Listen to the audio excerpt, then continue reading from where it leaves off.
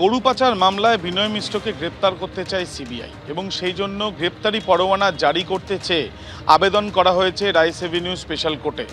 দিল্লিতে এই আদালতে যখন এই আবেদন করা হচ্ছে, সেই আবেদনে কিন্তু স্পষ্টত তাদের তরফ থেকে কিন্তু এটা বলা হয়েছে যে এই যে তদন্ত তারা করছেন, সেই তদন্তে অষ্টম অভিযুক্ত এই বিনয় মিশ্র, যে বিনয় মিশ্র অভিষেক বন্দ্যোপাধ্যায় ঘনিষ্ঠ, এবং এই বিনয় মিশ্রর ক্ষেত্রে তাদের পরিষ্কারভাবে তারা সেখানে উল্লেখ করেছেন যে দীর্ঘদিন ধরে সে পলাতক এবং বিদেশে সে চলে গিয়েছিল। যেটা মনে করা হচ্ছে যে 2015 থেকে 2020 সালে এই যে গরু পাচারের যে বিভিন্ন বিষয়ে তথ্য প্রমাণ সংগ্রহ করে তদন্তকারীরা জানতে পেরেছেন, 2020 সালেই সে দেশ ছেড়ে চলে যায় এবং তারপরে সে পাসপোর্ট এবং অন্য একটি দ্বীপপুঞ্জের পাসপোর্ট এবং তার সাথে সাথে নাগরিকত্ব সেটা নেয় এবং সেই বিষয় নিয়ে তারা সে ভারতবর্ষকে জানায়ও।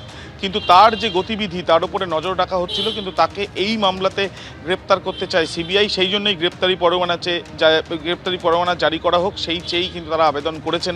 আগামী 13 তারিখে এই মামলার শুনানি হবে, 7 তারিখে এই আবেদন করা হয়েছে, এমনটাই সিবিআই সূত্রে জানা যাচ্ছে। ধন্যবাদ আবির।